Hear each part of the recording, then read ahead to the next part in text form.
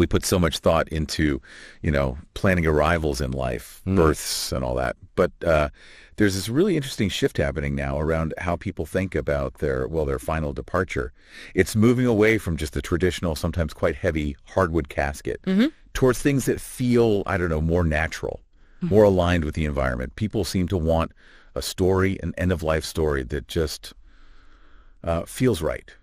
Feels good at the graveside, as one of our sources put it. Absolutely. And that feeling reflects this broader move towards sustainability, more meaning in how we say goodbye. And a big part of that, like you said, is this growing interest in biodegradable coffins, made from things like willow, bamboo, rattan, even seagrass. Right. It's not just about ticking an eco box, is it? It taps into something deeper, that connection to nature, how we want our final footprint to look. It really aligns with green burials and minimizing our impact. Exactly. So for this deep dive, we want to sort of unpack this trend. Eco-friendly funerals, yes, but specifically, why Vietnam? Why has it become such a hub for sourcing these kinds of products? Because it seems like the big global funeral chains, the wholesalers, they're really looking towards Vietnam now. Yeah, they are. And this isn't just a niche thing anymore. The market momentum is real. We're seeing projections, compound annual growth rates around 6 to 8% right through 2030 for these kinds of products. 6 to 8%. Wow, that's pretty significant growth. It is. It shows a real shift in what consumers are looking for and, a growing awareness about the environmental side of traditional funerals. And there are actual numbers already showing this demand, right? It's not just projections. Precisely, yeah. In the U.S. and the U.K. combined, roughly 600,000 wicker or bamboo coffins are chosen each year. 600,000, okay. Now, that's still under 5% of all burials, so relatively small overall. But that suggests huge potential for growth, doesn't it? Exactly. Massive potential as awareness continues to build. Yeah, it makes sense. I mean, we see environmental thinking changing choices everywhere else in life. Why not here, too? And it sounds like regulations might be nudging things along as well. They definitely are. You've got the EU's upcoming Sustainable Products Initiative, for example, and Australia has its national waste policy. Both lean towards favoring biodegradable options. Okay. So that regulatory push, it's likely going to speed things up even more, make these options more, mainstream. Okay, so demand's up, regulations are supportive. But back to the Vietnam question. Yeah. Why there specifically? It's maybe not the first place people think of for, funeral supplies. Right. It's a good question. And Vietnam's position is quite unique, actually. It's this blend of centuries-old craft traditions and modern manufacturing. You have these craft villages, especially in areas from Phan Hoa down to Vina Long, that have specialized in weaving wicker and bamboo for generations. Okay. And what's really advantageous is these workshops. They're often located super close to where the bamboo and willow are actually grown. That proximity must help a lot, practically speaking. Oh, absolutely. It means shorter lead times for production, yeah. And much tighter control over the quality right from the raw material itself through to the finished weave. Plus, a lot of these are family-owned workshops, right? Which often means, faster decisions, more flexibility. They might be willing to do smaller trial runs, say 30, maybe 50 units. That's huge for businesses wanting to test new designs or materials without a massive commitment. Exactly. Big advantage. And then you also have factories in Vietnam with ISO 9001 certification, that international quality standard. They're doing things like testing lacquers for low VOCs, volatile organic compounds. Okay, so making sure they meet health and environmental standards. Right. Ensuring compliance. And they can often do this without adding significantly to the cost. In fact, sourcing from Vietnam can actually be maybe 12 to 18% cheaper than getting comparable coffins from China. Really? 12 to 18% cheaper and potentially better quality control. And you often get ethical sourcing certifications like FSC or BSCI showing up more. That's the compelling mix, yes. Responsible forestry with FSC, fair labor standards with BSCI. It ticks a lot of boxes. That is a strong combination. Yeah. Okay, but what about getting them from Vietnam to, say, the U.S. or Europe? Logistics can be a nightmare sometimes. You'd think so, but actually the shipping side is pretty well sorted. You've got weekly sailings from the main ports, Haiphong in the north, Cat Lai in the south. Getting to the U.S. West Coast takes about 25 to 27 days. Major EU ports, roughly a month transit time. Okay, that's manageable. And cost-wise for shipping. For a standard 40-foot high cube container, say going to Los Angeles, you're generally looking at somewhere between USD 1,400 and 1,900. Got it. That provides some concrete numbers. Yeah. So, okay, let's say a business is listening and thinking, right, this sounds interesting. I want to explore sourcing from Vietnam. What does that process actually look like on the ground? Setting up an international supply chain feels daunting. It can feel that way, yeah. Which is why having a clear, structured workflow is, well, essential. Our source lays out a pretty practical 6-step process. Step 1 is really nailing down your market research and your specs. Specs meaning? Exactly what you need. Dimensions usually 180 to 220 centimeters long. Load rating needs to safely hold up to 150 kilograms, typically. And maybe even things like compatibility with cremator emissions limits, if that's relevant for your market. Okay, step 1, know exactly what you need. Makes sense. What's next? Step 2 is finding the suppliers. The advice is to shortlist maybe 4 or 5 factories. Key things to look for are that FSC chain of custody certification we mentioned shows the materials are responsibly sourced, and importantly, prior experience exporting to your target market. They need to know the ropes. Right, experience counts. Then step 3 is evaluating those shortlisted suppliers. This starts with a desk review, checking their ownership, capacity, social responsibility audits, things like that. But then you really need an on-site inspection. Got to see their raw material storage critically, how they control humidity. Ah, yes, humidity. You mentioned that's important with these natural materials. Crucial. We'll touch on why again later. But yeah, assessment is key. Step 4 is all about sampling and quality assurance. You get pre-production samples, hopefully within about 10 days. Then you test them rigorously. Check the moisture content needs to be below 12%. Check the weave density. Even do carton drop tests to make sure the packaging holds up. Okay, really testing everything before full production. Exactly. Then step 5 is monitoring the actual production.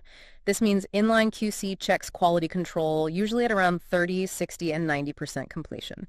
Often you can get real-time video reports from the factory floor. The goal is to catch issues early, keep any rework needed below, say, 2%. Keeping a close eye on it, and the final step. Step 6 is shipping and then the post-shipment review. So getting photos to confirm how everything's palletized, making sure you have all the necessary certs, like maybe isotopic fumigation depending on the destination. And then once it arrives, doing a final inspection and feeding back any learnings into the process for next time. Continuous improvement. It sounds very thorough, very systematic. From understanding the market right through to delivery and feedback. That's the idea, to build a fully traceable, reliable sourcing pipeline from the weaver's hands right to the end customer. And there's actually a really good case study in our source material that shows how this works out in the real world. Oh, perfect. Real examples always help make it clear. Tell me about it. Okay, so this involved a funeral supplier based in Sydney, Australia. They needed a specific type of coffin made from seagrass, and it had to meet Australia's pretty strict cremator emissions limits. Right, those regulations again. Exactly. So Vietnam Direct Sourcing helped them identify a medium-sized factory just outside Hanoi that looked promising. And how did that factory check out? Very well, actually. It scored 92 out of 100 on the supplier evaluation. They did virtual factory tours, got samples fast-tracked. And the result was, well, pretty impressive. The first mixed container load of these seagrass coffins cleared customs in Sydney just 8 weeks after the process started. 8 weeks. From initial engagement to goods landed. That's incredibly fast for international sourcing. It really is. And the benefits for the Sydney company were clear. They saw a 15% reduction in their total landed cost compared to the supplier they'd been using in China. 15% savings, wow. And their lead time was cut by 2 whole weeks, faster to market. That's significant too. But maybe the most critical part. The crematorium emissions report came back confirming the coffin performed within guidelines. The proof was in the pudding, so to speak. Met the crucial requirement. Exactly. That built huge confidence for the buyer, led to repeat orders, just a solid win all around. That really illustrates the potential benefits clearly. Cost, speed, compliance. Okay, so once these beautiful biodegradable coffins are made, how do you actually ship them efficiently? Packing seems like it could be tricky. Yeah, you need to be smart about it to keep costs down. For bulk orders, the common technique is nesting. Nesting? Like Russian dolls? Kind of, yeah. You put smaller coffins inside larger ones, then you shrink wrap the whole stack tightly. And finally, brace it all inside the container using lightweight pine frames. Stops things shifting during transit. Okay, so you're maximizing every inch of container space. Precisely. Doing that can help keep the freight cost per coffin down to around, say, $6 a unit, which is pretty good. That is efficient. What if you're not shipping huge bulk orders, maybe for smaller businesses or e-commerce? Right. For smaller quantities or direct-to-consumer, flat pack is often the way to go. Each coffin comes disassembled in its own box. These boxes are then put on a slim plywood skid, basically ready for individual dispatch once they arrive. Makes sense. Easy to handle one at a time. And aligning with the whole eco-friendly vibe, you can usually request sustainable packaging options from the supplier too. Like what? Things like asking for plastic-free strapping instead of the usual plastic kind, or using water-based inks for any logos or branding on the boxes. Small touches, but they add up. Good tips. Keep the packaging consistent with the product's values. Now, international sourcing is never completely smooth sailing, right? What are some common problems or pitfalls people should watch out for with these coffins from Vietnam? You're right. There are definitely things to be aware of. Number one, given the tropical climate there, is humidity.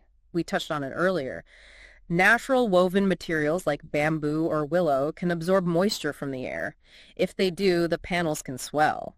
Or worse, you could get mold growth. Right. That would be a disaster. So how do you prevent that? It's absolutely critical that the bamboo especially is properly kiln dried down to a moisture content below 10% before assembly. And then, just as important, the finished coffins need to be stored in dehumidified rooms at the factory right up until they ship. Got to prevent that moisture creep, as they call it. Okay, strict moisture control. Got it. Weave quality consistency. It sounds obvious, but you need really precise specifications. Define the weave count you expect, say, how many strands per 10 centimeters. And then you need to inspect for this, probably around the 30% production mark. Catch any inconsistencies early. Don't wait till the end to find a problem with the look or feel. Exactly. And then there's labeling.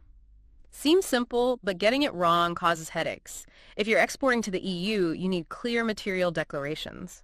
In Australia, you need crew weight ratings clearly marked on every single carton. Make sure the factory knows this and uses the right templates. They're usually available. Okay, labeling details are crucial for customs and compliance. Anything else? Seasonal issues, maybe? Yes, definitely Tet. The Vietnamese Lunar New Year, it's a major holiday, things shut down. Right. To avoid getting caught in bottlenecks, production delays, shipping backlogs, you really need to plan ahead. Place your purchase orders at least 45 days before Tet starts. 45 days, okay. And pre-book your container space with your freight forwarder well in advance, too. Don't leave it to last minute around Tet. That's really practical advice. Plan around Tet. Okay, so wrapping things up then.